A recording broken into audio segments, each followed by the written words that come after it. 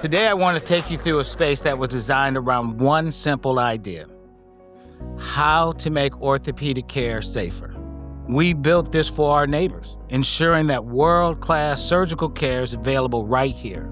Every inch of this center, from the lobby with 11 pre-op rooms, 11 post-op bays, thoughtful discharge, to the operating rooms, we created a smoother, easier access facility.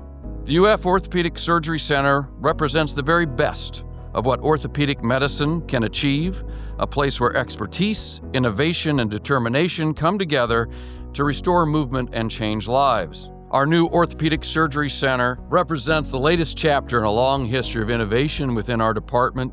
With today's advances in surgical technique, anesthesia, and perioperative care, what once required weeks and sometimes months in the hospital can now happen safely and efficiently in a single day. Every day, our surgical, anesthesia, and nursing teams will work side by side to design the best possible perioperative experience and outcomes for the patients we serve. Today's opening is more than the unveiling of a new building. It is a commitment to the future of patient care, innovation, and education. It represents our dedication to restoring movement, relieving pain, and helping people return to the activities that define their lives.